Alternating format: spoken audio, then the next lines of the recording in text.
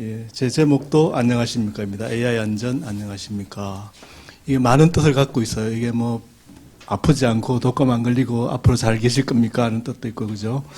그 부제로 AI 안전 이거 진짜 과연 안전을 보장할 수 있을까 하는 이야기입니다. 그래서 일단 가기 전에 제 소개를 잠깐 드릴게요. 제가 대학을 졸업한 지 딱 40년이 됐네요. 여기 2023 학번이시라고 하셨는데 그래요. 제가 대학을 졸업하고 여기 원자력 연구원이라는 데 갔어요. 전산학을 졸업했는데 아까 누가 얘기했죠? 그때 바로 86년도에 체르노빌 사고가 났어요.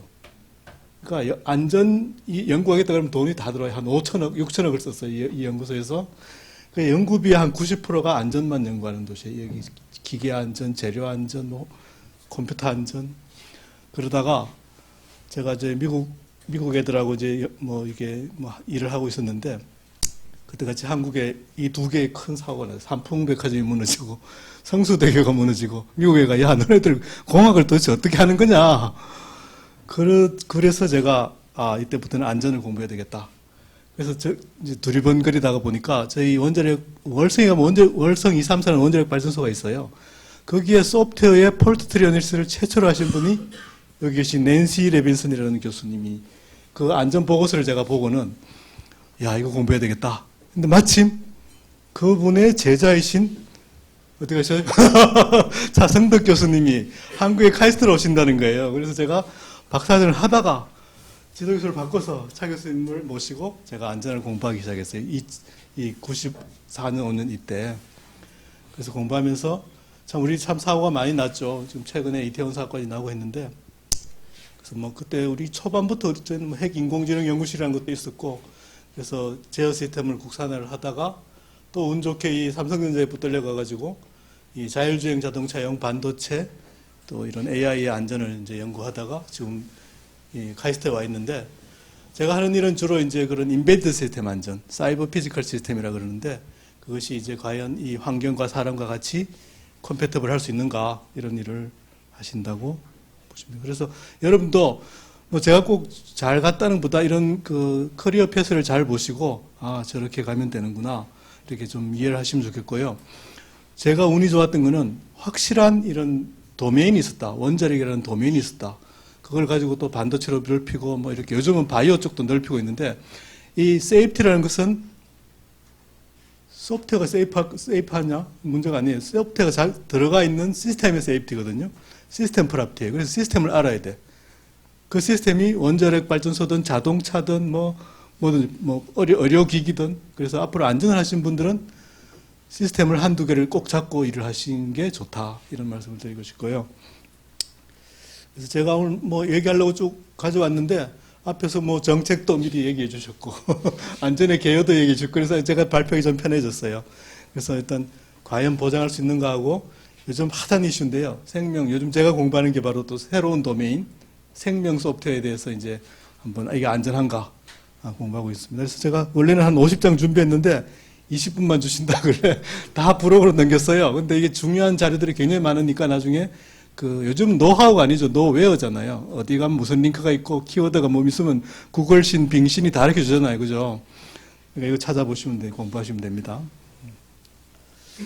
그래서 앞에서 이제 안전이 무엇인가 또 소프트웨어가 무엇인가 이거 요즘 제가 챗GPT하고 철학적인 대화하는 게 재미예요. 야 소프트웨어가 철학적으로 뭐야? AI가 철학적으로 뭐야? 챗GPT가 기가 차게 대답해줘요. 근데 제가 이제 이 안전이란 무엇인가의 이 제목이 아까 낸시 레빈슨 교수님이 Freedom from Accident or Loss 사고와 뭐 피해로부터 뭐 자유로운 게 안전이다. 야, 근데 이 정의를 보는 순간 제가 박사과정 하기 힘들겠다. 이게 무슨 과학적인 정의냐? 도대체 이해가 안 된다. 그리고 어떻게 내가 안전을 증명하냐? 그런 생각이 확 들었어요. 근데 이게 바로 이 95년에 세이프웨어라는 이 낸시 교수님이 처음으로 작명한 용어예요. 하드웨어도 아닌 것이 소프트웨어도 아닌 것이 펌웨어도 아닌 것이 세이프웨어라는 게 중요하다. 그래서 이 책이 나오고 요즘 스탬프 STP라는 용어 많이 들으셨을 텐데요. 프로세스 개념으로 시스템 세이프티를 하는 두 번째 책이 나오고 오늘 날짜로 시스템 세이프티 엔지니어라는 책을 세 번째로 낸시 교수님이 쓰셨어요. 오늘 날짜로 MIT 프레스로 발간이 됐어요.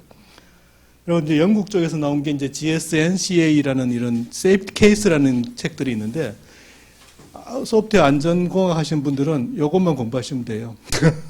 제가 나중에 내년에 혹시 기회 되면 뭐 한번 또 강의 자료를 한번 준비해 볼게요. 그래서 일단 전 세계에서는 이 MIT의 낸시 교수님과 이 유니버시티 오브 뉴욕에 있는 맥더밋 교수님이나 요즘 팀 켈리나 이런 분이 지금 저분은 신부님 되셨다는 것 같은데, 그러나 이 두 그룹이 이 세이프티를 이끌어간다 이렇게 보시면 되고요. 이 홈페이지 이 링크를 들어가 보시면 어마어마한 자료들이 들어 있으니까 많은 도메인에 대해서 이 스템 페스티벌 워크숍을 해마다 하고 있고, 그래서 자료들이 많다 이렇게 알려드리고 싶고요.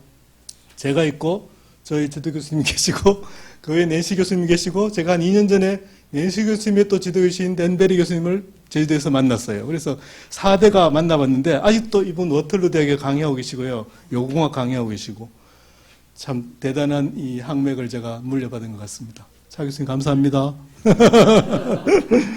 그래서 사람을 잘 만나야 돼요.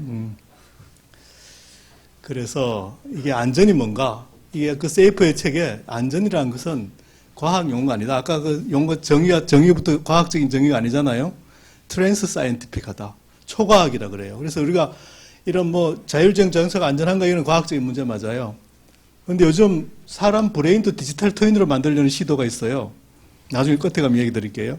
그런 나의 브레인을 수많은 로봇에다가 카피를 했다. 이게 윤리적으로 무슨 문제 없을까? 내 손주가 막 여러 로봇하고 대화를 하겠네? 이런 생각이 들기도 하고.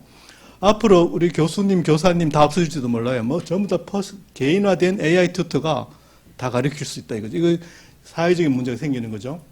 무기, 이거 무시무시한 무기 엄청나게 지금 하고 있어요. 이란, 팔레스타인 전쟁도 전부 이스라엘이 이스라엘이 다 AI로 지금 막 폭격하고 있거든요. 정치적인 문제. 지금 신약 개발, DNA 편집하고 AI 파워드 뭐 여러 가지 지금 윤리적, 철학적, 신학적 문제가 막 생겨요. 그래서 요즘 제가 또 신학 공부도 하고 있어요. 주식. 앞으로 코인이나 주식 하시는 분 계신가? 이거 진짜 하지 마세요. 앞으로 AI가 승자 독식이라고 다 먹을 거예요. 왜냐하면 이 모건 스탠리라는 데 있던 분이 요즘 리벨리온이라는 AI 반도체 회사를 차렸는데, 그분이 스페이스X 회사에 있다가 모건스에 있다가 왔는데 이야기 들어보니까 야 무섭더라고요. 저도 지금 삼성에서 AI 반도체 하다 왔거든요. 자율주행 자동차 NPO 개발하고 왔는데, 모건 스탠리라는 정권회사가 AI 반도체를 개발해요. 왜 할까요? 이 회사가 AI 최고의 알고리즘과 그 알고리즘을 최적으로 돌릴 수 있는 자체 반도체를 만들어가지고 밀리세컨드 단위로 거래를 해요. 그러니까 우리 같은 개미들은 경쟁이 안 되는 거예요. 그냥 이런 회사들이 돈 다 가져가는 거예요. 그냥. 그래서 여러 가지 법적인 문제도 생기고, 최근에 우리 카이스트에서 AI 플러스 아트 심포지엄이 있었는데, 이 예술적 문제도 있어요. 이게 AI 아트, 이게 아트 맞아? 사람 정신에 어떤 영향을 미치지? 그래서 우리 센터장님 계신 옥스퍼드에서 학위하시고 아직 그 예술가신데 유튜브 꼭 들어가 보세요. 굉장히 그 품이 있는 AI 아트의 미래, 지금 저작권 이런 문제가 아니고, 과연 우리가 AI가 아트를 알아?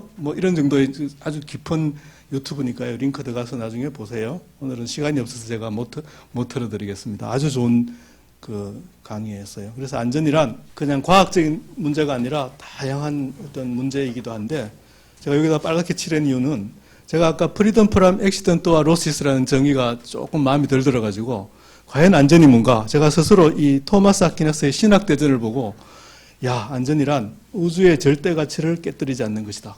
선함과 질서, 조화, 아름다움, 안전함.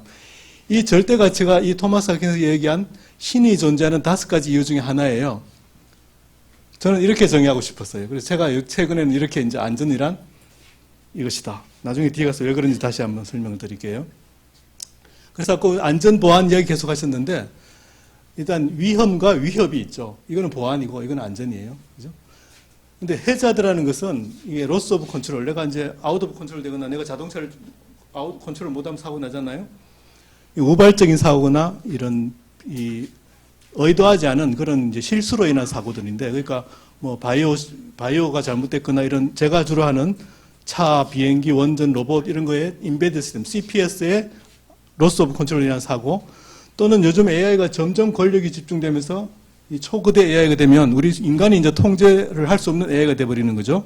그런 것들이 이제 로스 오브 컨트롤 리스크라 그러고, 위협은 미스유즈, 악의적인 아주 말리셔스한 그런 의도적으로 이제 뭐 허위 정보 감시, 중국 애들 많이 하죠. 해킹, 뭐 무기, 제일 무서운 게 이 AI 바이오 무기예요.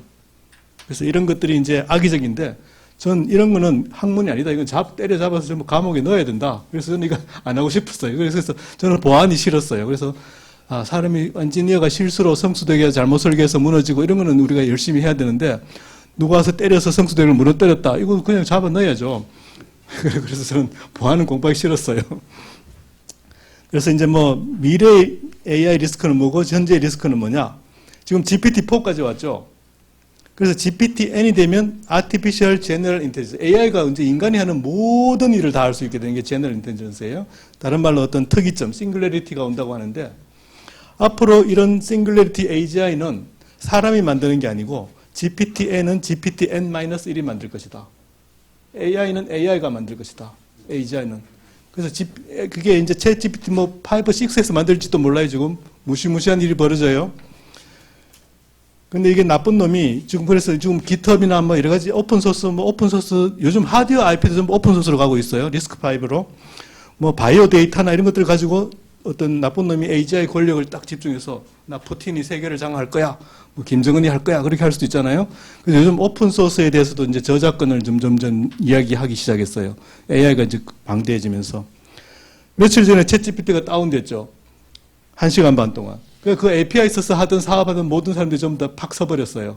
이렇게 집중이 되니까 세상이 멈추는 거죠. 디도스 공격받았다는 이야기가 이제 뉴스에 나왔는데, 그런 이제 현재는 이 정도인데, 앞으로는 안녕하실까? AI 안전 안녕하십니까를 제가 계속 한번 여쭤보는 거예요. 그래서 이제 연구 분야를 쭉 보면, 여러 가지 굉장히 방대한데, 뭐 일단 이게 제가 주로 신경 쓰는 게 이제 이런 그 사고, AI 시스템을 위한 사고를 주로 보는데, 오용은 이제 그런 보안의 얘기죠. 위협. 이게 뭐 유해한 결과, 뭐 예를 들어 뭐 가짜 뉴스니 뭐 있는데, 저는 사실 여기만 관심이 있어요. 이런 데는 너무 넓어가지고. 그래서 이게 AI 안전은 사회적인 연구 분야가 있고 기술적인 연구 분야가 크게 나눌 수 있는데, 사회적인 거 보면은 이런 여러 가지 아까 교육이나 의료나 사법이나 경제나 이게 다 사회적인 문제잖아요. 그래서 이게 여기도 이제 그 낸시 교수님의 스탬프 방법론을 써서 전체적인 사회적으로 제대로 통제되게끔 해야 된다는 것도 있고, 각 나라가 지금 이런 안전법, 윤리, 권리장전 이런 걸 만들고 있어요. 그래서 저는 이 범위는 제 범위는 아니에요.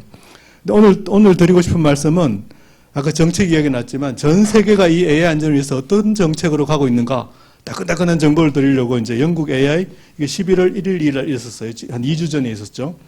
어떻게 가고 있는가 정상회의가 있었어요. 이 얘기 좀 드리고. 그래서 AI는 이 핵전쟁이나 기후변화 대응이나 이런 식의 이런 곳에 AI가 협력이 돼야지, 내가 AI 무기 만들어가지고 서로 뭐 어떻게 할 거야. 이건 인류 멸종이다. 이건 회피해야 된다.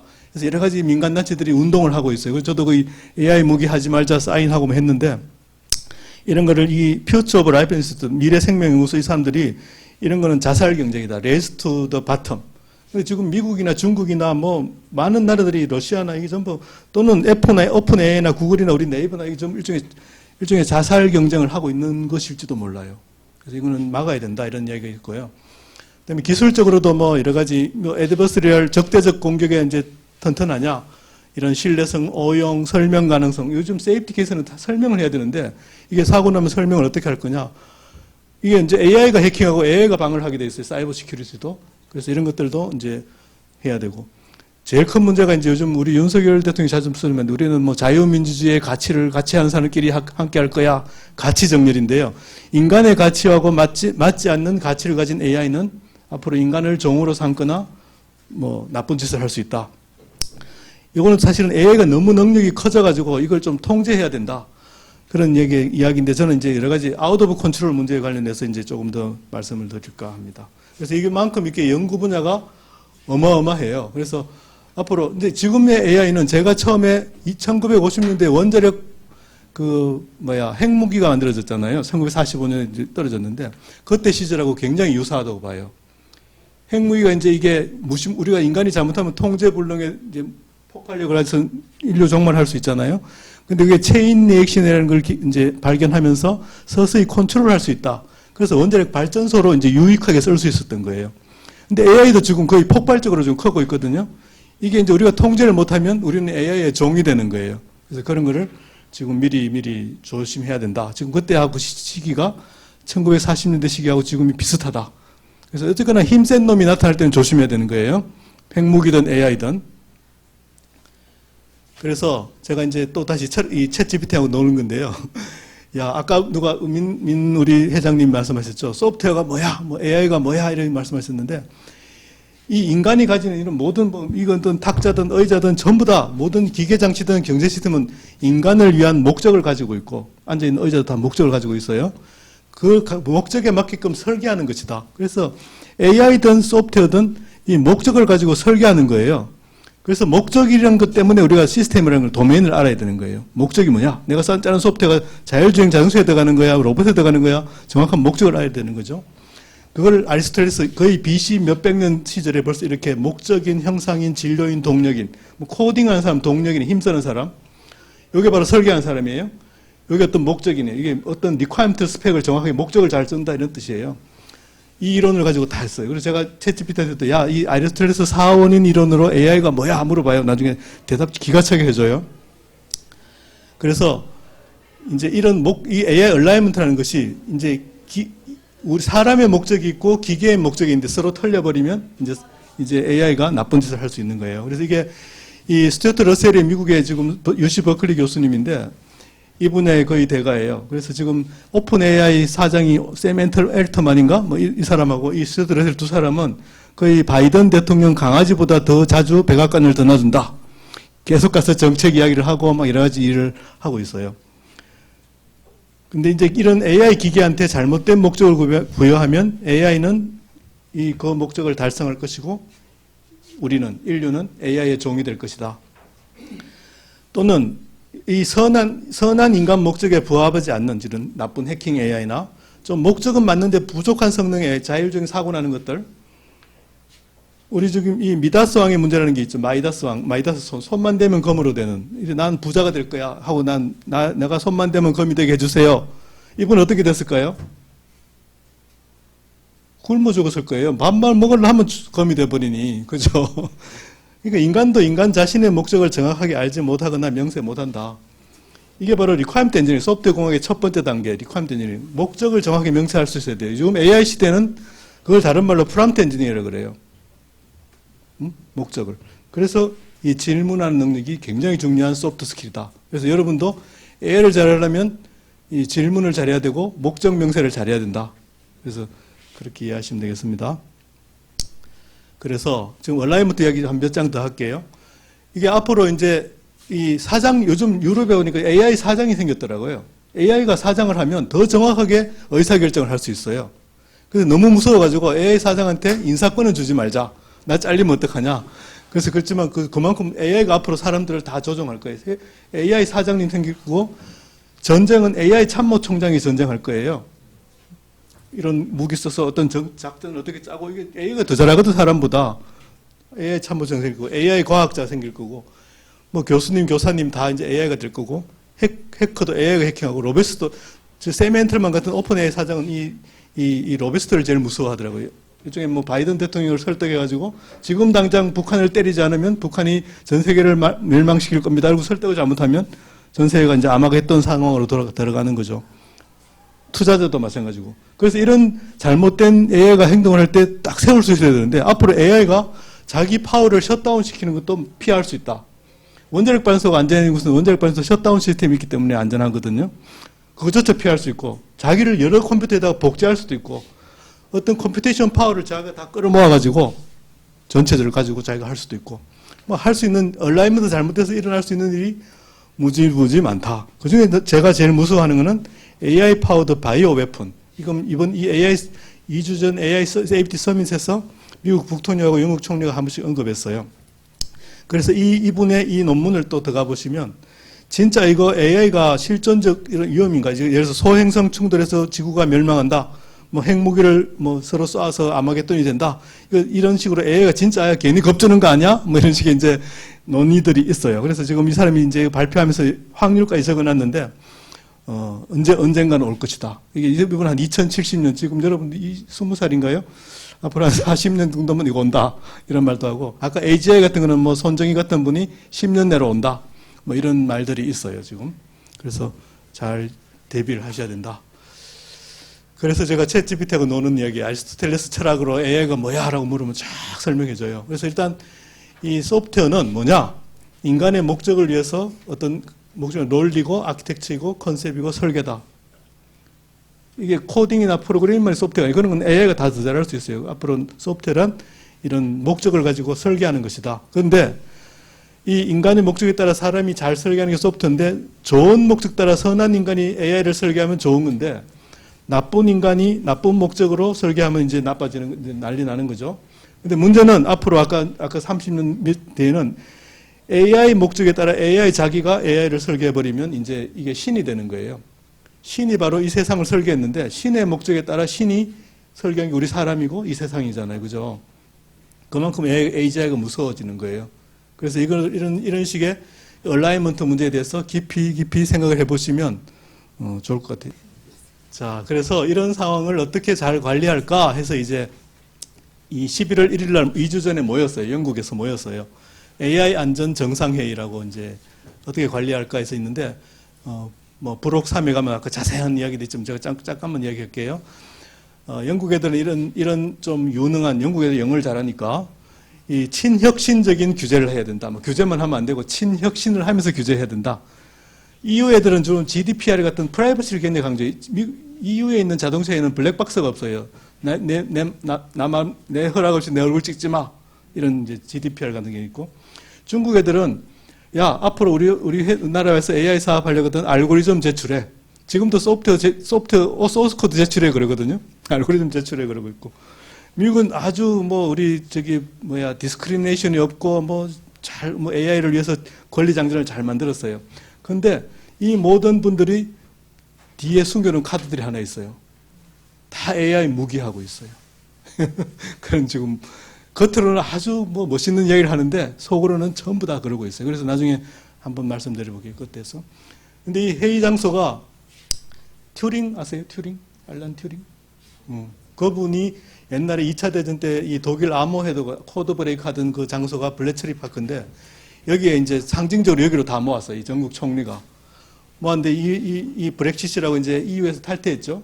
하고 나서 이 대영 제국의 부하를 꿈꾸며 이 영국 총리가 모았는데 아까 같이 미국에서 살짝 이제 거부감을 느꼈어요. 난 AI 무기할 건데 너네들은 왜 이런 우아한 세이프티 서밋을 해가지고 나를 곤란하게 하냐? 뭐 이런 뜻이 있는 것 같고. 그러니까 열심히 했어요. 그래서 우리 과기부 장관님도 가시고, 근데 이제 어떤 기사에서는 비아냥거리기를, 야, 오픈 디베이트는 없이 그냥 뭐 사진 찍기만 열심히 했네? 뭐 이렇게 하기도 하고. 근데 아주 유능한 분들이 굉장히 많이 왔어요. 오픈 AI 사장도 오고, 뭐, 앨런 머스크도 오고, 뭐, 뒷페이지 나오지만. 그래서 제가 오늘 좀 드리고 싶은 거는, 이런 영국은 나름대로 프로 인노베이션, 친혁신적인 AI 규제를 해야 되고, 뭐, 자기가 이제 주도권을 한번 잡아보려고. 근데 그게 2차 회의를 한국에서 하자고 결정이 됐어요. 내년 5월에 한국에서. 그래서 우리는 뭐를 위해서 어떻게 준비해야 되고, 영국은 왜 한국하고 공동개최하자 했을까? 참 궁금하긴 해요. 그래서 오늘 여기 우리 협회장님도 계시고, 학계도 계시고 해서, 우리 어떤 국가를 위해서, 정부에서 뭘 좀 지원할 수 없을까 하는 그런 이 세미나에서 그런 논의가 조금 시작됐으면 하는 바람이 있었어요. 그래서 나이파도 계시고, 뭐 스프리도 계시고 하니까. 그래서 한번 얘기해보죠. 그래서 지금 이 총리가 앨런 머스크하고 이제 그 AI 서밋에서 대화를 하는 거예요. 이건 정치인이고 사업가인데, 야, 진짜 들어보면요. 이게 자기가 진짜 숨길 말은 잘 숨기면서 얘기는 잘해요. 근데 이 총리가 사실은 인포시스라는 회사 아세요? 인도의 큰 IT 기업이에요. 거기 사회예요. 그러니까 이분이 이 IT나 AI에 대한 지식이 많으신 거죠. 그러니까 이제 딱 앨런 머스크부터 앉아가지고 이제 AI에 대해서 앞으로 미래에 대해서 이렇게 대담을 하는 거예요. 그 정상회의에서.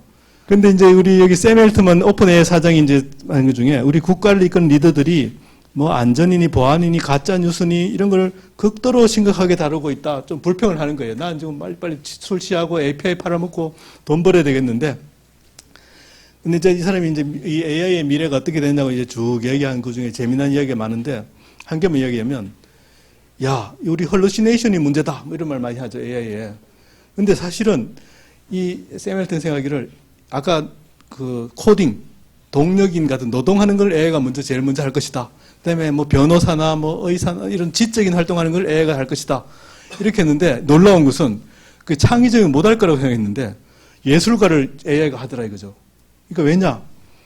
이게 AI가 우리가 결점이라고 생각했던 이 헐루시네이션 때문에 이게 바로 이게 말을 막 지어내고 가짜 말을 잘 먹고 그림도 가짜로 잘 그리고 막 이러니까 이게 오히려 예술가가 우리 A가 먼저 지금 시장을 잠시 하더라 이런 얘기를 하더라고요. 그래서 요 링크들 다 한 번씩 들어가 보세요.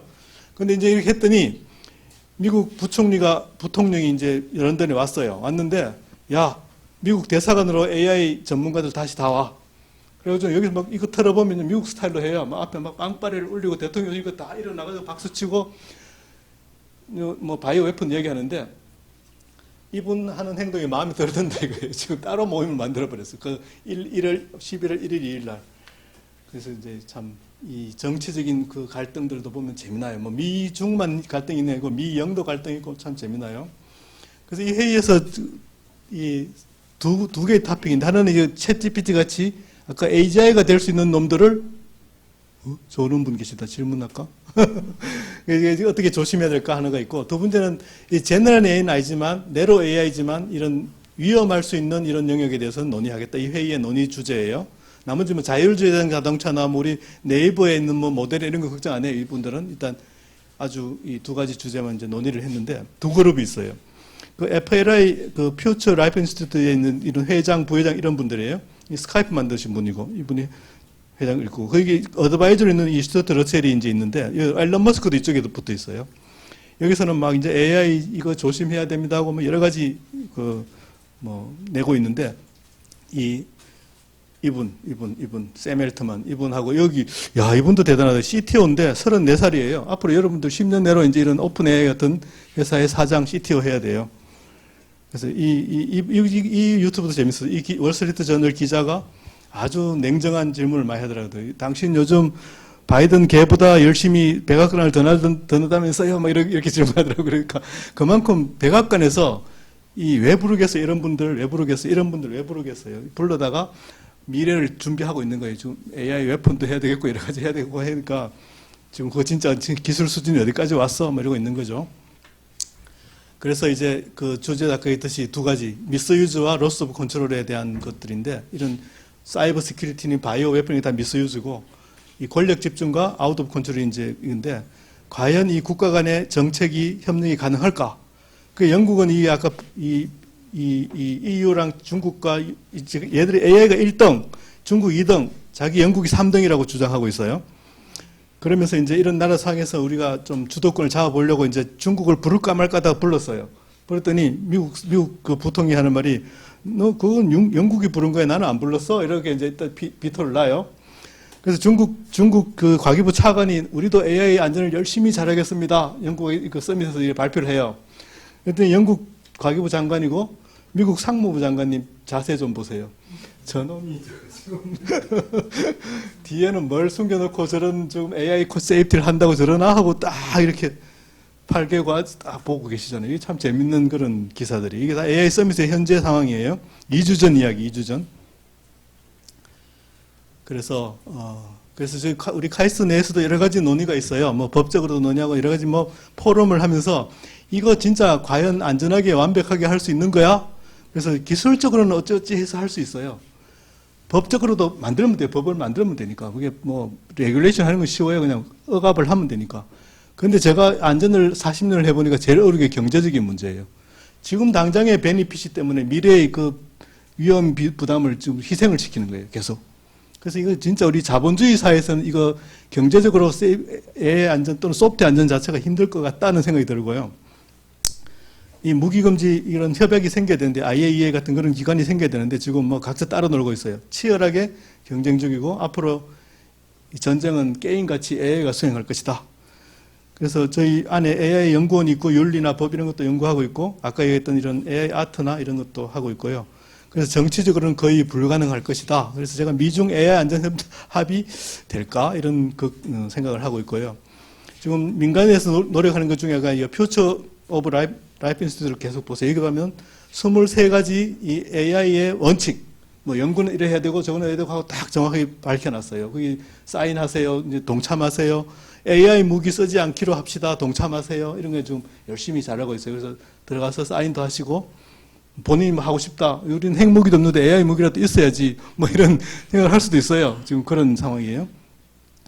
그래서 미국에서는 규제를 안 하고 각자 열심히 해라. 잘해라. 그래서 저희들 전부 다 리스판스블 AI, 뭐 베스트 프랙티스 이런 용어를 써요. 나 이런 용어 쓰는 사람 치고 진짜 책임 있는 AI 한다고 생각 안 해요. 뭔가 겉으로만 리스판스블 용어를 쓰고 있는 거죠. 그래서 제가 삼성에 있을 때, 야, 한 2019년, 22년째 정보학기지 기고문을 하셨는데, 20년 이때쯤 GPT-2 나오고 하는 걸 보면서, 저희들이, 이 안드레 카파티 아시죠? 이분 원래 테슬라 있던 분 지금 오픈AI 다시 갔는데, 우리가 테슬라 반도체를 만들었거든요, 삼성에서. 이제 설계는 짐 켈리라는 구루가 설계를 했어요. 마지막 제조를 했는데, 이분 얘기가 앞으로 이 소프트 2.0이라는 말이 소프트웨어는 소프트웨어가 짠다. 자기도 코딩할 때 60%는 코덱스, 기드 코파일럿을 다 개발한다. 이렇게 얘기해요. 근데 더 놀랐던 거는 우리가 사실 구글 픽셀폰의 반도체도 우리가 만들었어요. 우리가 만들어줬는데 TPU는 우리한테 안 보여줘요. 안에 우리 그 밖에 붙은 CPU나 나머지 IP를 붙여서 설계해 주는데 이 TPU 반도체 설계 PPA라고 있는데 파워 퍼포먼스 에리아인데 좁은 영역에 회로를 많이 넣는 게 중요하거든요. 그 후반부 회로 넣는 플레이스먼트를 AI가 수행해 버리더라고요. TPU AI의 그 반도체를. 그러니까 이게 어떻게 됐어요? 반도체 하드웨어도 지금 전부 오픈소스로 가거든요. IP가 리스크5로 해서 요새 많이 나오고 있어요. 그래서 이렇게 되면 이런 오픈소스와 이런 리커시브한 자기가 자기를 설계하고 또 자기가 거기 돌아가고 이렇게 리커시브하게 돌아가면 이게 지능 폭발이 나는 거죠. 지능 폭발이 나면서 AGI를 앞당길 것이다. 그래서 GPT-2 만든 사람이 AI는 코딩하는 게 아니고 그로잉 하는 것이다. 데이터를 넣어주면 또 제 손녀가 지금 어저께 도래했는데 거의 지능 폭발을 하고 있는 그런 수준인데요. 그래서 앞으로 이런 AI가 이 오픈소스, 소프트, 하드웨어, 뭐 데이터, 바이오 데이터, 뭐 나중에 L뿔뿔 얘기도 좀 할 텐데 이런 것을 어떻게 우리가 제어할 수 있을까? 그래서 제가 공부한 이 펑셔널 세이프티, 뭐 61508, 61513, 뭐 2626이 뭐 자자자자 있는데 6279 뭐 자 있는데 이 버그 제거해서 뭐 디펙 제로 버그 프리 하면 세이프할 것이다 라고 하는 거예요. 2616 같은 표준표면. 근데 AI 시대는 안 된다 이걸로. 그래서 이 에릭 홀라일 같은 분이 레질리언스 세이프, 나 버그 좀 있어도 탄력 회복성이 있으면 된다. 그래서 페일 세이프, 페일 데그레이디드 라고 해서 소티프, 사파드라는 새로운 표준들을 만들어내고 있어요. AI 자율주행 안전을 위해서. 내가 시간이 없어 뒤에 프로그램 설명 못하지만 나중에 보세요. 소티프, 사파드를 보면 이런 식으로 가고 있어요. 근데 우리 또 낸시 교수님이 이 에릭 홀라겔 교수의 이 세이프티 투라는 말을 딱 보시더니 또 바르르 하시면서 야 말도 안 되는 소리 하지 마. 아 낸시 교수님 수쟁력이 대단하세요. 뭐 보면 그러면서 네가 세이프티 투면 나는 세이프티 3야 이러시면서 오늘 날짜로 책을 딱 하나 쓰시면서 시스템 세이프티 엔지니어링이라는 책을 썼었어요. 이게 왜냐하면 1969년도에 무슨 일이 있었냐면 아폴로 11호가 미국 달나라에 가서 사람이 갔다 왔잖아요. 그게 어떻게 가능했을까? 안전하게 사람이 어떻게 갔다 왔을까? 그거는 철저한 시스템 세이프티 엔지니어링이 있었기 때문이다. 너 뭐 뭣도 모르면서 이런 말 하지 마. 그래서 시스템 세이프티 엔지니어링이라는 것을 이제 화이트 페이퍼를 쓰셨고 오늘 이제 책으로 발간하셨어요. 그래서 내가 화이트 페이퍼를 읽어봤는데 아직까지 책은 못 읽어봤어요. 나중에 한번 사서 보세요. 그래서 일단 이제 앞으로 세이프티를 하실 때 세이프티 1, 세이프티 2, 세이프티 3라는 용어를 머릿속에 넣어 놓으세요. 굉장히 앞으로 화두가 될 거예요. 그래서 제가 이거 한 페이지 설명 한 몇 날 며칠 걸리지만 나중에 부록을 보시고 세이프티 1에서 주로 하는 것이 뭐 2616이 만족했니 뭐 했니 하고 확인 검증 잘했니 모델 체킹했니 하고 뭐 테스팅 잘했니 하라 분석 타라 분석 잘했니 그래서 이제 아규먼트를 만들어서 세이프티 케이스 잘 써서 나한테 어떤 인허가를 받는 거죠. 이게 바로 세이프티 1인데 이 AI 시대에는 이걸로는 안 된다. 그래서 레질리언스 세이프티가 있고 제가 더 추가로 한 게 바로 이제 세이프티 커널, 세이프티 엔빌롭이라는 개념이 많은 연구가 되고 있고요. 그러면 AI한테 세이프티 자체를 러닝을 시키지 뭐. 해서 세이프티 러닝 이런 이론들도 지금 많이 나오고 있어요. 그래서 이런 것들이 다시 세이프티 2 개념으로 모여서 우리가 AI 시대에 안전을 보장 어느 정도는 할 수 있다. AI CPS에 대해서 안정을 할 수 있다라고 저는 생각을 합니다. 근데 우리 낸시 교수님은 이런 용어도 싫어하시고요. 이런 용어도 싫어하시고요. 그래서 시스템 세이프티를 하시면 된다 하고 그렇게 강하게 주장하십니다. 그래서 굉장히 중요한 책이에요. 세이프웨이라는 책하고 이번에 나온 책은 한번 보시면서 저도 다시 지금 되새기고 있는데 95년도 제가 박사과정 처음 시작할 때 보던 책을 지금 다시 공부하고 있어요. 나중에 시간 되면 여기 가서 한번 강의를 할게요. 마지막 그 주제인데요. 무서운 게 이제 제가 늘 계속 얘기했더니 생명 AI 안전이 왜 무서운가? 이분 누군지 아세요? 알파고 아세요? 알파고 만든 사장님이세요. 데미스 하사비스. 이분이 알파폴드라는 단백질 구조 분석한 AI를 만들었거든요. 그분이 차린 회사가 아이소모르픽 랩이라는 회사를 차렸어요. 이 아이소모르픽이 빨리빨리 구글링 해보세요. 뭔 뜻인가? 동형구조라는 뜻이에요. 사람의 몸은, 생물체의 몸은 인포메이션 프로세싱 시스템과 동형구조다. DNA가 RNA가 되고 RNA가 단백질 구조되고 단백질이 면역체가 되고 브레인이 되고 이게 하이라키칼 앱스트랙션이 쫙 이루어져가지고 일종의 뭐 하이레벨 랭귀지 코딩 컴파일하면 기계 일제를 기계가 나오듯이 우리 코딩하면 바로 DNA 구조가 나온다. 그래서 AI를 적용하면 생명체에 대한 신약을 개발할 수 있고 백신을 개발할 수 있고 모든 장기를 만들어낼 수 있고 할 수 있다. 라고 하면서 회사를 차렸고요. 이 회사에 자문위원 4분이 계신데 다 4분 다 생물학 노벨상 수상자예요. 이분이 무서운 분인데요. DNA 편집이라고 들어봤죠. DNA를 가위질을 할 수 있는 분이에요. 그걸 가지고 크리스프라는 그걸 가지고 생물학 그 노벨상을 받으신 분인데, 그런데 생물학분에는 굉장한 규제가 있어요. 이거 잘못하면 이 새로운 괴물이 나올 수 있거든요. 사람 DNA를 편집해서 아기를 낳지 마라 하는 그런 규제가 있어요. 근데 중국이 몰래 하긴 했어요. 근데 앞으로 이분이 무슨 일을 벌일지 저는 상당히 겁이 나는. 그러니까 이런 영국이 이런 힘이 있기 때문에 정상회의를 초대하기도 하고 카드는 숨겨놓고 이런 이야기는 안 해요. 그 정상회의에서는 그냥 우아한 말만 해요. 근데 이런 영국이 앞으로 이렇게 해서 다시 대영 제국을 꿈꾸고 있다 이런 걸 아시면 되고. 근데 다행히 우리나라의 그 AI 생명 AI 연구하는 제가 카이스트 가서 열심히 만났어요. 근데 처음부터 얘기하면 우리 알파폴드하고 경쟁하는 로제타폴드라는 것을 우리 그 백민경 교수님, 서울대 교수님이 해서 이겼대요. 그러니까 우리도 아주 고무적이죠. 두 번째, 앨런 머스크의 뉴럴링크라는 회사 아세요? 뉴럴링크가 앨런 머스크가 뭐 생각했냐면 AI가 사람보다 똑똑해지면 종이 되니까 사람 머리에 칩을 심어서 사람을 슈퍼컴퓨터 연결해가지고 AI하고 대응하게 해야 된다 하고 칩을 만들었어요. 그래서 그걸 지금 돼지 머리에 넣었고 원숭이까지 성공했어요. 그 다음에 사람 머리에 넣겠다고 FDA 승인을 신청하니 FDA가 안 돼라고 얘기했어요. 근데 이 칩을 누가 만들었느냐? 뉴럴링크 VP죠. 서동진 박사님이 만들었어요. 저하고 링크드인 일총관계를 하고 있는데 그만큼 지금은 FDA가 반대하니까 나는 이 칩 가지고 알츠하이머나 파킨슨 병도 치료하려고 합니다라고 이제 로키로 자세를 낮추고 있어요. 나중에는 진짜 AGI가 나오면 앨런 머스크는 자기 머리에 심을 거예요. 그래가지고 자기가 AGI한테 종이 안 되려고. 그러면 앨런 머스크가 천재는 아닌데 실행력이 너무너무 좋은 것 같아요. 스페이스X나 지금 여러 가지 하는 거 보면. 그다음에 아까 제가 버추얼 브레인 얘기했는데 이분이 바로 뇌졸중으로 할머니 돌아가시니까 야 이게 뭐야? MRI 한번 찍어도 스냅샷밖에 안 나오는데 이거는 분명히 정보 시스템, 인포메이션 프로세싱 시스템이잖아요. 어떤 브레인 디지털 트윈을 만들어서 네이처지에 실어서 성공했어요. 그래서 지금 엘비스라는 회사를 차려가지고 샌프란시스코 본사가 있고 여기 서초구에 지사가 있고 이 교수님도 지금 과기부하고 열심히 하고 있고요. 제가 삼성 있을 때 함돈이 펠로인데 지금 삼성 그 종교원의 펠로인데 뉴로모픽이라고 쥐의 뉴런을 CMOS에 컷앤페이스트 하는 걸 가지고 지금 연구하고 있어요. 그다음에 가장 마지막으로 제가 최근에 만난 교수님인데 김대한 교수라고 이 뉴티 사우스웨스턴의 교수님인데 이 넥슨의 CTO 하다가 미국 가서 라이프 사이언스 공부한 뒤에 지금 존스 홉킨스 있다가 이쪽 교수를 하시는데 구글 논문이 5만 번, 사이테이션 5만 번 넘는 분이에요. 근데 이분이 C++ 같은 L++를 만들었어요. 라이프 플러스. 그리고 생명공학자가 하루면 이 랭귀지를 공부해서 모델링을 하게 해서 기톱같이 전부 다 오픈소스 또는 위키피디아 같은 노력을 한 뒤에 사람 전체를 디지털 트윈을 하겠다 하는 지금 프로젝트를 시작했어요. 그 지놈 프로젝트가 이미 2001년에 끝났거든요. 모든 인간의 지놈은 2001년에 다 밝혀졌어요. 근데 그걸 리버스 엔지니어링 해서 RNA가 어떻게 되고 이게 지노타입이 피노타입을 어떻게 되는가를 지금 연구하는 거예요. 아까 데미사시바스의 아이소몰픽 랩하고 비슷한 일이에요. 그런데 이미 방법은 터득했어요. 대장균 가지고 이미 DNA에서부터 역공학 해가지고 만들어내서 지금 엄파로스는 회사도 차렸어요.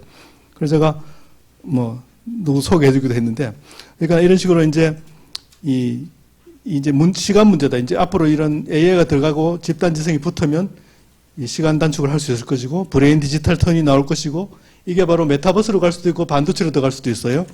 그러면 이제 앞으로 이 메타버스, 영생을 하는 거죠. 저의 브레인이 그대로 그냥 메타버스로 들어가면 제 손녀랑 제가 죽고 난 뒤에도 얘기할 거예요. 서로 대화할 거예요. 그런 상황이 생겼을 때, 이게 인류의 어떤 영역이냐, 이제 신학적 어떤 문제가 있는 거죠. 근데 이분 이야기는 앞으로 IT 산업보다 바이오 IT 산업이 커질 것이다. 그래서 여러분 아까 도메인을 하나 잡아야 되는데 제가 원자력 잡았듯이 제가 적극 추천드리는 것은 생명공학 분야의 도메인을 하나 잡고 소프트웨어 안전 보안을 하시면 앞으로 아마 모두 다 성공하실 거라고 저는 생각합니다. 그만큼 이게 생명공학 쪽이 굉장히 중요하더라. 이렇게 말씀드리고요. 그래서 지금 마지막 많은 세이프티를 하는데 보루로 지금 하는 게 시큐리티 문제 어떻게 잡아요? 버그 바운티라는 거 아시죠? 마지막에 풀어놓고 취약성 발견해주면 돈 주고 하는 그런 걸 하잖아요. 마지막에 레드팀이라고 AI 풀어놓고 일단 그 다음에 이제 문제 생기면 해결하겠다. 이런 식의 하는 게 지금 현재 기업들의 방법론들인데 이게 사실은 제조물 책임법 위반이에요. 안전하지 않은 물건을 먼저 출시부터 하는 거예요. 해놓고 이분들 아까 그 앞에 CTO, 오픈AI CTO가 랩에서 또는 출시하기 전에 AI 안전은 아무리 해도 보장할 수 없어. 일단 출시해놓고 얻어맞아가면서 수리하고 대신에 출시 속도를 천천히 늦추겠다. 이렇게 지금 접근을 하고 있어요. 이게 마지막 AI 안전을 막는 보루라고 생각을 하고요.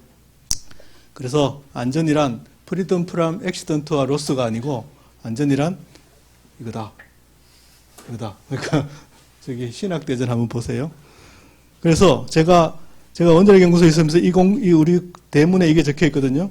양자역학에서 나온 이 공식 이게 뭔 뜻인지 알아요?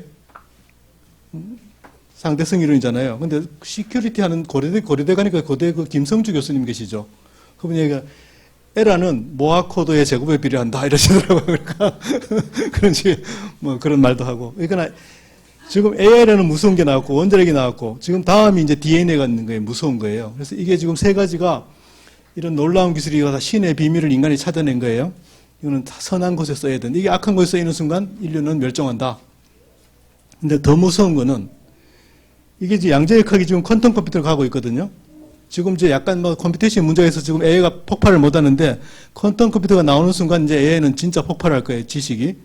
그러다 AI하고 DNA가 서로 융합을 해요. 따로따로 노는 게 아니고 AI 파워드 바이오 웨폰이 나오고 이러는 거예요.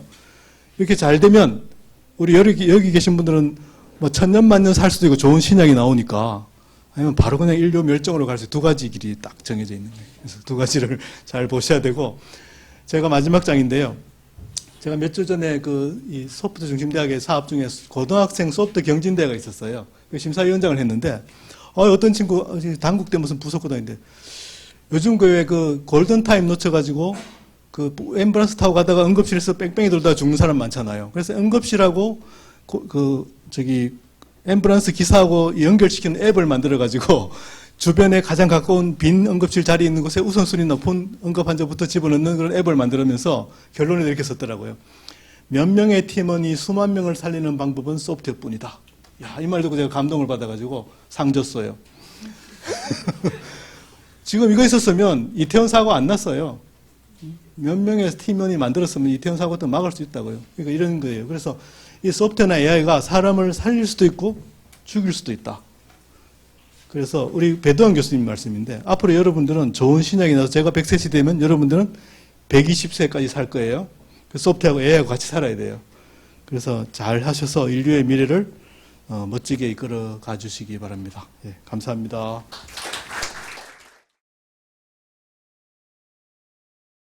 예, 시간이 없어서 빨리 좀 진행을 해보도록 하겠습니다. 제가 오늘 발표드릴 내용은 이제 블록체인과 AI를 어떤 식으로 융합할 수 있느냐, 그것과 관련된 내용들을 한번 얘기를 드리려고 하고요. 최근 몇 년 동안 IT 분야에서 가장 크게 이제 이슈가 되고 집중을 받았던 기술 두 개를 꼽아라 라고 하면은 첫 번째는 당연히 AI가 되겠죠. 그리고 두 번째로는 이제 블록체인이라고 하는 기술들이 많이 이슈가 되고 이제 얘기가 많이 되어 왔습니다. 그래서 저희 연구실에서는 기존에 이제 블록체인에 관련된 연구들을 쭉 진행을 해왔었고요. 최근에는 이제 이렇게 중요하게 여겨지고 있는 블록체인하고 AI 기술을 어떤 식으로 융합을 해서 좀 더 큰 시너지 효과를 얻을 수 있을까? 이런 부분에 대해서 깊이 고민을 하고 있습니다. 그래서 그 고민하고 분석했던 내용들을 오늘 한번 간단히 소개를 드리려고 하고요. 참고로 이 그림이랑 오늘 강의 자료에 나오는 몇 개의 그림들은 요새 그 생성형 AI가 많이 활용이 되고 있죠. 그걸 통해서 한번 그려본 건데요. 예를 들면 이 그림은 이제 블록체인과 AI 컨버전스라고 하는 프롬프트를 이용해서 그림을 그려봤는데요. 어떻게 잘 융합이 느껴지시는지 잘 모르겠습니다. 예. 그럼 먼저 블록체인과 AI에 대해서 간단히 한번 얘기를 드려야 될 것 같은데요. 우선 블록체인이라고 하는 기술은 여러 가지 장점을 가지고 있습니다. 근데 그 중에서도 이제 보안 쪽에 관련해서 어떤 특징과 장점을 가지고 있느냐, 이 부분부터 얘기를 드리면, 우선 첫 번째로 블록체인이라고 하는 애는 탈중앙화라고 하는 걸 추구하는 걸로 되어 있고, 그러다 보니까 이제 중앙 집중화된 어떤 서버라든지 아니면은 중개자라고 하는 애가 필요 없이 참여자들끼리 이렇게 분산된 형태로 연결되는 구조를 가지게 되고요. 그러다 보니까 여러 가지 장애라든지 악의적인 일부 노드에 대한 공격, 이런 것들에 대해서도 잘 대응해서 나머지 노드들을 통해서 계속해서 시스템을 운영할 수 있는 높은 그런 가용성을 제공할 수 있다. 이런 장점을 가지게 됩니다. 그 다음에 최근에는 이제 블록체인에 여러 가지 암호화 기술들이 적용이 되려는 시도들이 이루어지고 있습니다. 그래서 뭐 영지식 증명이라든지 동영암호라든지 다양한 기술들을 쓰고 있고요. 이런 기술들을 활용을 하게 되면은 이제 블록체인 상에 기록되고 공유되는 데이터들에 대해서 외부에 노출이 된다거나 프라이버시가 침해되는 이런 부분을 막아줄 수 있는 이제 컨피덴셜리티를 잘 보장할 수 있는 특징을 또 가지게 됩니다. 그리고 블록체인이라고 하는 애는 그 해시 함수를 기반으로 하는 블록의 체이닝이라는 특성이 있고요. 이걸 활용을 해서 이제 블록체인에 한번 어떤 정보가 기록이 되면 그 정보는 이제 영속성을 가진다라고 흔히들 얘기를 하고요. 얘는 이제 절대 변조가 안 되고 누락이 되거나 삭제가 되거나 악의적인 변조가 일어나지 않는다. 그래서 인테그리티를 잘 보장한다. 이러한 특징을 가지게 됩니다. 그래서 전통적으로 보안 쪽에서 이제 CIA라고 하는 개념이 있었는데 이런 세 가지의 개념을 블록체인에서 잘 지원하고 있어. 이렇게 볼 수가 있고요. 그 다음에 또 중요한 건 뭐냐. 블록체인이라고 하는 애는 결국에는 각각의 참여자들 간의 신뢰성, 신뢰관계가 잘 확립되어 있지 않은 그런 환경에서, 즉 트러스트리스한 그런 환경에서 전체 시스템에 대한 합의를 통해서 신뢰성을 확보하는 그런 장점을 가지게 됩니다. 그래서 블록체인이 보안 쪽에서도 상당히 중요하게 여겨질 수 있는 기술이야. 이렇게 볼 수가 있습니다. 예, 한편 AI라고 하는 애는 잘 아시는 것처럼 이제 대규모의 데이터로부터 이제 여러 가지 패턴들을 학습하고요. 그 학습을 통해서 모델을 생성을 해서 그 모델을 이용을 해서 디시전 메이킹을 한다거나 아니면 어떤 예측을 한다거나 이런 쪽에 많이 활용이 될 수가 있고요. 이런 AI 기술은 기존에 사람들이 해오던 그 많은 대규모의 그 반복 작업을 자동화할 수 있는 그런 특징을 가지게 됩니다. 그래서 AI의 분류를 따지면 여러 가지가 있죠. 뭐 머신러닝도 있고 딥러닝도 들어가고 그 다음에 러닝 타입에 대해서도 여러 가지 카테고리로 나눠질 수가 있는데요. 최근엔 이제 대-AI 시대라고 할 정도로 AI가 많이 연구가 되고 있는 상황이죠. 그래서 저희는 이런 블록체인과 AI를 어떻게 융합을 할 수 있을까 이런 부분을 고민하고 있는데요. 그러면 이 두 가지 기술이 어떤 식으로 융합이 되려면 어떤 것들이 키가 돼서 융합을 가능하게 할 수 있느냐 이 부분을 먼저 한번 고민을 하고 있습니다. 그래서 먼저 각각의 기능들 중에 상대방에게 어떤 식의 도움을 줄 수 있는 기능들이 있느냐 이걸 소개를 드리면요. 먼저 블록체인의 경우에는 첫 번째로 이제 스마트 컨트랙이라고 하는 기능이 있습니다. 이 스마트 컨트랙이라고 하는 애는 이제 블록체인 상에서 돌아가는 일종의 자동화된 코드라고 볼 수가 있고요. 이런 스마트 컨트랙을 이용을 하면 AI에서 이제 학습과 수행의 단계에서 각각의 단계마다 필요한 작업들을 자동화되고 투명하게 진행을 하고 누구나 검증 가능한 그런 형태로 진행할 수 있도록 도와주는 그런 장점을 가지게 됩니다. 예, 또한 그 블록체인은 이제 분산된 형태로 데이터들을 저장할 수 있고 그 데이터들이 무결성을 확보할 수 있도록 도와주게 되는데요. 이걸 활용하게 되면은 이제 AI를 학습할 때 필요한 대규모 데이터에 대해서 그 학습 과정에서 필요한 데이터에 대한 투명성, 그 다음에 클린 데이터를 제공할 수 있다. 이런 부분에 도움을 줄 수가 있습니다.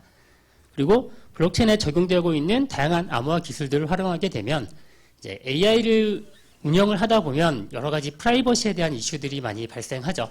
그래서 개인정보에 대한 유출이라든지 아니면 정보의 뭐 변조라든지 이런 것들에 대한 걱정을 많이 하는데 이런 부분들에 대해서도 블록체인을 통해서 이런 위험성을 제거할 수 있어. 이런 장점들을 가지게 됩니다. 그리고 반대로 그럼 AI가 블록체인에 어떤 식의 도움을 줄 수 있을까? 이 부분을 생각을 해보면요. AI라고 하는 애를 통해서 이제 대규모의 데이터를 분석할 수 있는 기능을 만들 수가 있죠. 그리고 이런 기능들을 활용하게 되면 블록체인 상에서 발생하는 많은 대규모의 데이터와 트랜잭션들, 그리고 이런 트랜잭션들에 있는 정보들을 잘 분석해서 블록체인에 대한 성능을 끌어올린다거나 뭐 옵티마이즈를 한다거나 하는 그런 장점들을 AI를 통해서 확보할 수가 있게 되고요. 최적화도 마찬가지의 개념이 되겠습니다.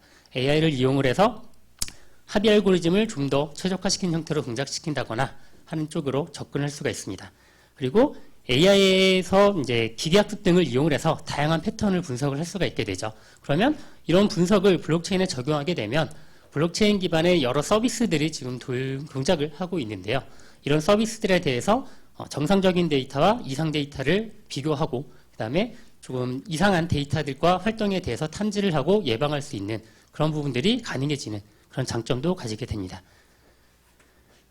예, 그래서 이런 것들을 이용을 해서 블록체인과 AI를 융합을 하려고 하고요. 결국에 이 블록체인과 AI라고 하는 애는 상호 보완적인 형태로 융합이 될 수 있을 거야 라고 저희는 생각을 하고 있습니다.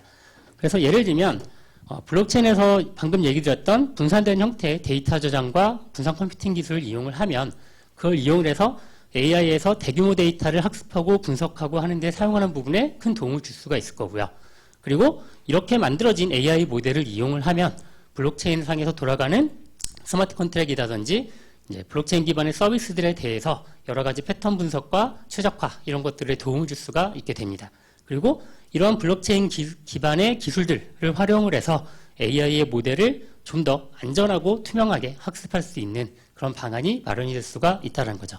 그래서 이런 것들에 대해서 이제 융합을 하려고 하는 거고요. 이제부터는 이제 조금 더 구체적으로 저희가 그동안 연구가 되어 왔던 여러 가지 그 연구 내용들을 한번 정리해서 분석을 해서 분류를 좀 해봤습니다. 그래서 이 부분을 간단히 소개를 드릴 건데요. 우선 첫 번째로는 이제 블록체인을 위해서 AI가 어떻게 활용이 되어 왔느냐 그런 내용들에 대해서 이제 조사를 좀 해서 분석을 해봤고요. 크게 세 가지 레이어를 통해서 나눠서 얘기를 해볼 수가 있습니다. 첫 번째 레이어는 이제 프로토콜 레이어가 되겠고요. 즉 블록체인이라고 하는 시스템이 동작을 할 때 필요한 프로토콜 레벨 그리고 합의 과정에서 어떤 식으로 AI가 이제 도움을 줄 수 있을까라고 하는 내용들이 되겠습니다. 그래서 여러 연구 내용들을 보시면 POW 같은 합의 알고리즘을 수행을 할 때 이 합의 과정을 최적화시키는 방법들의 AI 모델이 활용되는 경우들도 있습니다. 그 다음에 또 IoT 환경에서 그럼 어떤 식으로 이 IoT 디바이스들이 데이터들을 주고받을 때 어떤 식으로 데이터들을 잘 전달할 수 있도록 최적화를 할 거냐 이런 부분에 AI를 써보자라고 하는 내용들도 있고요. 그 다음에 이런 IoT 기기들 중에 악의적이거나 혹은 비정상적인 노드들을 어떤 식으로 AI를 기반으로 해서 판단을 해서 걔네들을 걸러내고 정상적인 노드들만 이용해서 운영을 할 수 있을까 이런 부분에 대한 연구도 진행이 되어 왔습니다. 예, 다음으로는 이제 데이터 레이어가 되겠고요. 이건 이제 블록체인을 이용해서 대규모의 데이터와 트랜잭션들이 발생하고 공유가 되게 되는데 그런 데이터들을 활용하고 분석하는 쪽에서 AI가 어떻게 활용이 될 수 있느냐 이 부분에 대한 내용이 되겠습니다. 최근에는 이제 블록체인 기반의 디파이 같은 애들이 많이 활성화가 됐고 이제 여러 가지 이슈들이 많이 생기고 있습니다. 그리고 이런 디파이에 대해서는 여러 가지 뭐 폰지 사기라든지 다단계 뭐 이상한 디파이 서비스 이런 것들에 대한 이슈들이 많이 있는데요. 그래서 이런 데이터 레이어에서 블록체인 데이터를 AI를 이용해서 이제 분석을 해서 예를 들면은 여러 가지 다양한 공격 시도들이 있을 때 그런 공격 시도들을 어떤 식으로 디텍션을 하고 대응을 할 거냐, 그리고 얼마나 빨리 이것들을 알아차릴 수 있을 거냐, 이런 것들을 탐지하는 그런 연구들이 여러 가지 모델들을 통해서 진행이 되고 있고요. 그 다음에 이제 블록체인의 그 데이터들을 잘 분석을 해서 혹시 특정한 스마트 컨트랙을 운영을 할 때 사용자의 그 개인정보가 유출될 수 있는 가능성이 있느냐, 이런 것들도 AI 모델을 통해서 탐지하는 시도들이 많이 이루어지고 있습니다. 그리고 블록체인에 대한 디도스 공격 같은 것들도 많이 발생을 하고 있는데요. 이런 디도스 공격이나 어떤 특이한 형태의 공격 패턴이 발생했을 때 이런 것들을 AI 모델을 통해서 빨리 탐지하자라고 하는 시도들도 많이 진행이 되고 있습니다. 다음으로는 이제 애플리케이션 레이어고요. 이제 이 부분은 이제 블록체인에 기반해서 애플리케이션과 서비스들이 동작을 하게 되는데요. 이러한 서비스들이 동작을 할 때 AI가 도움을 줘서 좀 더 안전하고 이제 투명하게 이 서비스들이 동작할 수 있도록 도와주는 그런 어프로치들이 많이 나오고 있습니다. 그래서 예를 들면은 헬스케어 분야에서 이제 암 환자를 관리하는 그런 부분에 대해서 이 암 환자를 탐지하고 이 환자들을 관리하고 치료를 받게 하는 전 과정을 이제 블록체인 기반으로 처리를 하게 되고, 그 각각의 과정에서 AI를 통해서 조금 더 자동화시키는 그런 기술들에 대한 연구도 수행이 되고 있고요. 그 다음에 IoT 환경에서 여러 가지 또 이런 관련된 연구들이 진행이 되고 있습니다. 예를 들면은 이제 IOV라고 해서 그 베이클들에 대해서 일종의 자동차의 네트워크 같은 게 구성이 되는데요.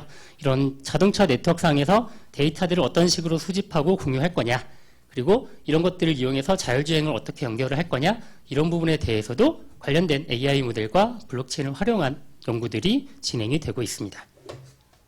그리고 이제 다른 방향으로는 이제 반대로 이제 AI를 이용해서 블록체인이 어떻게 활용이 될 수 있을까, 이런 부분에 대한 연구들도 이제 많이 나오고 있고요. 그걸 이제 분류한 내용은 이렇게 됩니다. 세 가지 카테고리로 분류를 해서 이제 설명을 드릴 수가 있겠고요. 첫 번째로는 이제 페더레이트 러닝에 이제 블록체인을 활용하는 부분이 되겠습니다. 예, 사실 이 페더레이트 러닝, 이제 연합학습이라고 하는 부분은 이제 여러 대규모의 사용자들이 참여해서 이제 인공지능 학습을 수행을 하는 모델이라고 볼 수가 있는데요. 사실 이런 특성 때문에 이 페더레이트 러닝과 블록체인은 상당히 궁합이 잘 맞는다라고 볼 수가 있습니다. 그래서 이쪽에 이제 블록체인을 활용하는 내용들이 많이 발표가 되어 왔고요. 그래서 주로 블록체인을 이용을 해서 이 학습에 참여하는 참여자들에 대해서 어떤 식으로 인센티브를 줄 거냐, 그리고 각각의 참여자들에 대해서 어떻게 이를 분배를 해서 밸런싱을 해서 학습을 할 거냐, 그리고 중앙에 이걸 애그리게이션하는 서버가 없이 참여자들끼리만 이제 뭉쳐서 연합학습을 수행을 할 수 있을 거냐, 이런 부분에 대한 연구들이 주로 많이 진행이 되고 있습니다. 그리고 두 번째로는 이제 페더레이티드 러닝뿐만이 아니라 다양한 인공지능 모델들에서도 이제 블록체인이 활용이 되려는 시도들이 이루어지고 있고요. 예를 들면은 이제 강화학습 같은 경우에도 이제 인센티브를 줌으로써 올바른 방향으로 학습을 유도하는 방식인데요. 이런 강화학습의 각각의 단계별로 어떤 식으로 이걸 검증을 해서 얘가 올바른 방향으로 학습을 하고 있는지, 이런 것들을 검증하는 부분을 블록체인을 활용해서 처리하겠다라고 하는 연구도 있었고요. 그 다음에 헬스케어 부분이 아무래도 이제 사용자들의 그 의료 정보라고 하는 부분들을 다루다 보니까 그 개인의 프라이버시와 관련된 데이터들을 많이 다룹니다. 그래서 이런 헬스케어에서 머신러닝들이 많이 진행이 되고 있는데, 그때 이 부분에 대해서 프라이버시 문제라든지 어떤 식으로 이걸 투명하게 처리할 거냐, 이런 부분들에 대한 이슈들이 있었고, 이런 부분들도 블록체인을 활용해서 해결을 해보자 라고 하는 시도들이 많이 진행이 되고 있습니다. 예, 그 다음 세 번째 카테고리는 이제 블록체인을 이용을 해서 결국에는 대규모의 데이터를 공유하고 검증하고 활용할 수 있는 기반이 만들어지는 거고요. 그래서 머신러닝을 활용하는 여러 가지 분야, 뭐 헬스케어라든지 아니면은 서플라이 체인이라든지 이런 각각의 도메인에서 여러 가지 데이터들을 잘 안전하게 투명하게 검증 가능한 형태로 관리해야 되는데, 이런 부분이 블록체인 적합하다라고 판단이 드는 거고요. 그래서 이런 부분의 데이터 공유와 검증, 그래서 투명하고 클린한 데이터를 AI에게 제공할 수 있는 그런 수단으로서 블록체인이 활용되는 거다라고 하는 연구들도 이렇게 소개를 드릴 수가 있겠습니다. 예, 이렇게 그 블록체인과 AI를 융합하려는 여러 가지 시도들이 최근에 많이 연구가 진행이 되고 있고 현재도 열심히 연구가 되고 있는데요. 근데 아직 이런 것들을 제대로 융합을 하기 위해서는 몇 가지 해결해야 되는 문제들, 일종의 챌린지들이 남아 있습니다. 그것들을 몇 가지만 이제 간단히 소개를 드리는 건데요. 우선 첫 번째로는 블록체인이라고 하는 애가 그 블록체인 내부의 그 시스템 상에 있는 데이터에 대해서는 안정성과 투명성을 어느 정도 확보할 수가 있는데요. 반면에 외부로부터 들어오는 데이터에 대해서는 그 진위 여부를 확인하는 부분들이 상당히 까다로운 부분들이 있습니다. 근데 AI를 활용하려다 보면 당연히 다양한 데이터, 대규모의 데이터를 처리해야 되고 그런 데이터들은 블록체인 에코시스템의 외부로부터 입력이 돼야 되는 거죠. 그래서 이러한 데이터들에 대해서 안정성과 그 검증성을 확보할 수 있는 방안이 필요하고요. 그걸 보통 블록체인 쪽에서는 오라클이라고 하는 애를 활용을 하려고 하는데 이런 오라클이 아직은 대규모의 데이터를 처리하기에는 좀 부족한 부분들이 많이 있습니다. 그래서 이런 부분들을 해결을 해야 된다라고 하는 챌린지가 있고요.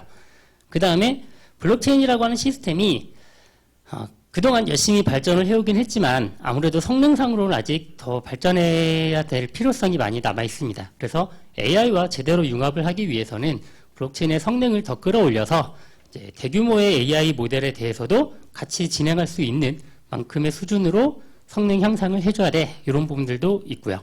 그 다음에 이제 데이터의 프라이버시에 대한 이슈들은 블록체인의 초기부터 많이 얘기가 나왔던 분야예요.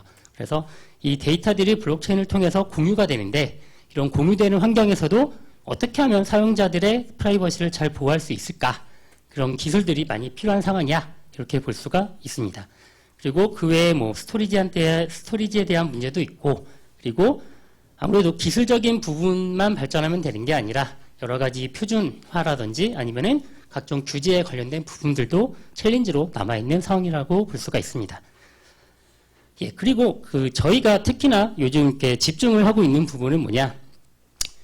기존에 이제 블록체인과 AI를 융합하려는 시도들이 많이 이루어지고 있는데 그것들은 결국에는 한쪽에 만들어져 있는 시스템 혹은 기술을 다른 쪽 분야에 가져와서 쓰려는 그런 경향으로 이제 진행이 됩니다. 근데 저희가 생각하기로는 이렇게 단순히 한쪽에 있는 기술을 가져와서 쓴다라는 것보다는 걔네들은 융합의 한계가 있을 거야라고 생각이 드는 거고요. 그래서 저희는 요즘에 어느 쪽에 초점을 맞추고 있느냐. 아예 블록체인이라고 하는 시스템을 저 밑바닥부터 새로 디자인을 하자. 그래서 AI, 머신러닝에 적합한 형태로 블록체인 시스템을 밑바닥부터 재구성해서 새로 설계를 하고 만들어야 된다. 이렇게 생각이 드는 거고요. 그래서 블록체인의 트랜잭션 레벨에서부터 AI 학습에 맞는 형태로 트랜잭션을 만들고 그 다음에 거기에 맞춰서 합의 알고리즘도 올바른 방향으로 설계를 하고 그걸 기반으로 해서 블록체인 시스템을 구성을 하면 그러면 진짜로 이제 AI와 블록체인이 잘 융합된 형태의 시스템이 나올 수 있을 거야 라고 이렇게 예상을 하고 있는 거고 그 부분에 대해서 계속 연구를 수행하고 있습니다. 예, 이렇게 제가 오늘 설명드린 내용은 이 정도고요. 예, 발표를 마치도록 하겠습니다.